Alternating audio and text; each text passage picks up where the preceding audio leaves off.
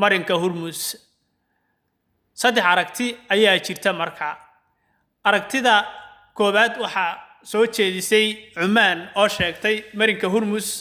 in laba loo kala qaybiyo qaybta Cumaan ay maamusho inay maraakiibtu soo maraan wax codsiyana ay weydiisan karaan Cumaan ama aysan weydiisan karin oo sidii hore u mari jireen ay u maraan halka Iiraan ay tiri gebi ahaanba aniga ayaa halkan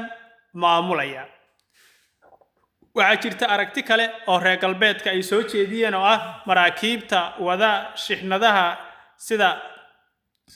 oo shidaalka iyo shixnadaha kale oo u kala gudba caalamka in lacag laga qaado laakiin waxay dhaheen lacagtaasi in ay maamusho Iiraan ma doonayno hay'ad gaar ah in loo sameeyo ayaanu rabnaa oo sharci ah in loo sameeyo oo ay isla maamulaan Cumaan iyo hay'adaas laguna qabto tasiilaadka ku baxaya maraakiibta iyo waardiyahooda in lagu qabtay aanu rabnaa lacagta Iiraan inay maamusho ma rabno oo haddii Iiraan ay si toos u maamusho waxay leeyihiin wadamada reer galbeedka iyo khaliijka qaarkood oo halka la siiyo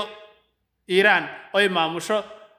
way weynaanaysaa dhaqaale badan bay helaysaa aad bay u koraysaa kadibna waxa leeyahay markii intaan dhiibin oo ma soo mari karo ayaa leeyihiin